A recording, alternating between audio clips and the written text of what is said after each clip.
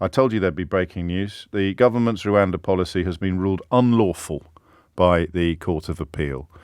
That is, I don't know. Hand on heart, I don't know whether Suella Braverman will be weeping into her cornflakes this morning or whether she'll be absolutely delighted, because the whole point of the policy since its very inception has been to add lawyers to the list of people upon whom they can launch vicious and unprompted, unmerited attacks in the hope of undermining the very mechanics of our democracy. So in some ways, the Rwanda story leaches into the story about the Privileges Committee, because they'll be coming after judges now, again, in much the same way that rhetoric of lefty lawyers. You know, the Home Office was warned in Priti Patel's day to stop using that sort of rhetoric because lawyers were actually getting attacked verbally and, I think, in at least one case, physically.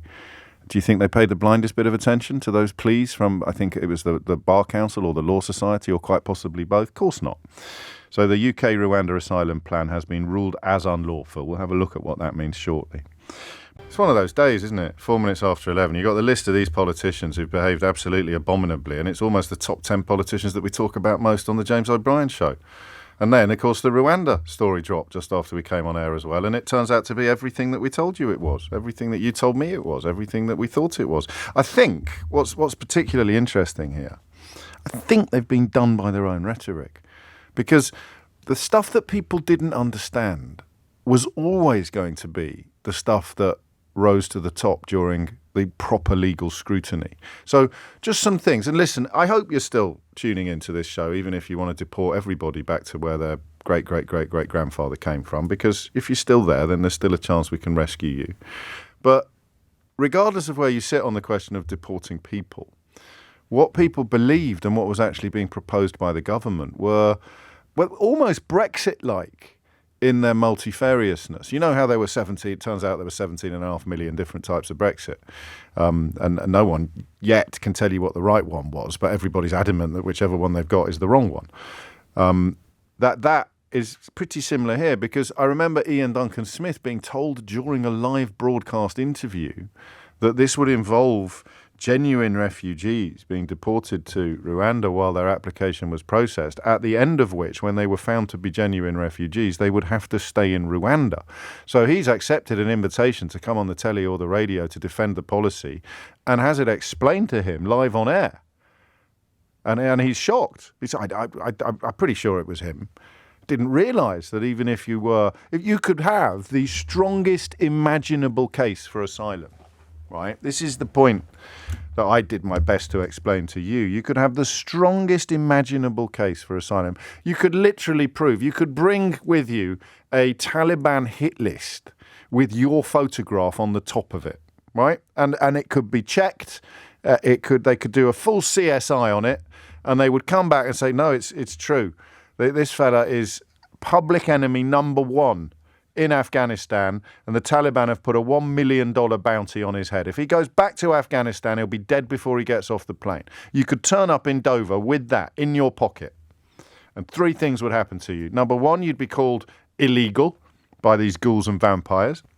Number two, you'd be carted off to a very, very, very primitive accommodation, which the right-wing media would continue to describe as if it were a 5-star hotel. And then number three, under Suella Braverman's dream, you could be put on a plane and deported to Rwanda while your I am at the top of the Taliban hit list claim was examined. Now, they examine the claim that you are public enemy number one in Afghanistan and you're the top of the Taliban's hit list, and they come back and they say, flipping heck, it's true. This fella is absolutely going to be dead before he even gets off the plane if they fly him back to Kabul. He's currently in Rwanda. So they say, great news. We've accepted your application. You're a bona fide asylum seeker. We're granting you asylum. You are a refugee. You are at the top of the Taliban's hit list, and you are staying in Rwanda for the rest of your life. That's the dream. That's what she wants to do. Now, if you are comfortable with the idea of deporting refugees to third countries, then I hope that I can break you down into two camps. There are people who are comfortable with deporting refugees to third countries as long as it's safe. And then there are people who are comfortable with the idea of deporting refugees to countries that aren't even safe. And you're the people that would put this fella on the plane back to Afghanistan. And I imagine you'll be on Twitter in 10 minutes boasting about it and reveling in this kind of base cruelty. But that was misunderstanding number one. It wasn't just going to be people whose applications failed that were sent to Rwanda. God knows what happens to them. I think they stay there as well. But even the most deserving refugee or asylum applicant imaginable would be stuck in Rwanda for the rest of their life. And then you come to the question, and this is absolutely crucial, you come to the question of whether or not Rwanda is a safe place to send them. And the judges have decided, on a majority, 2-1 judgment, they have decided that it's not safe. It is therefore unlawful. So it's got nothing to do with politics. It's got nothing to do with the principle of deportation or offshore application processing. It's got nothing to do with any of these things. The finding is that the policy is unlawful because the destination is unsafe. And that is it. I don't know how the hell it's going to be reported tomorrow. I don't know whether Paul Dacre will get out his Enemies of the People front page and just change the photographs. They even referred to the sexuality of one of the judges after the Brexit Enemies of the People front page. But the truth will probably be twisted a bit, and the most obvious place to twist the truth is right there. It's got nothing to do with politics. It's got nothing to do with policy. It's got everything to do with the safety or otherwise of Rwanda. And because Rwanda is not safe, it would be unlawful to send people there. Does Suella Braverman want to deport people, or does she want a political football to kick around, which has got lefty lawyers or judges or European Convention of Human Rights written on it? I just want to know what you think, because no one knows for sure, except possibly her, and even that I don't think is absolutely stone cold guaranteed. Not just her, but the cheerleaders for this disgusting policy.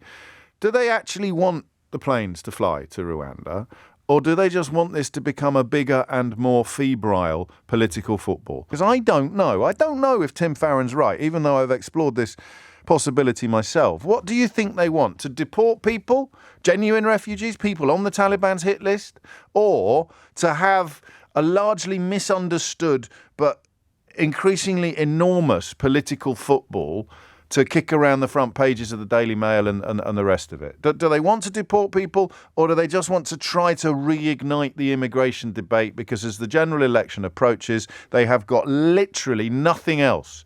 There's only so many times you can ask people whether a woman can have a penis. They've got literally nothing else upon which to campaign in a coming general election except some desperate attempt to revivify, to reignite an immigration debate that in this country has always been built on lies, and which has already turned us into the first country in history to impose economic sanctions on itself. So what does she want? Does she want to put people on the Taliban's hit list on a one-way plane to Rwanda, genuinely in her heart, what passes for her heart of hearts? Or is it all about creating another immigration conflagration with Farage there rubbing his thighs and down in Dover with his Fisher-Price binoculars and various Tories standing up in Parliament and doing Enoch Powell tribute acts, and the right-wing media writing articles about cultural Marxism and out-of-touch lefties who don't think that people on the Taliban's hit list should be deported to Rwanda, and then all of the nonsense, well, they're not proper refugees anyway, and they're all this, that, and the other. That's what you do. You process the applications, and if they are, if you like, above board and bona fide, then you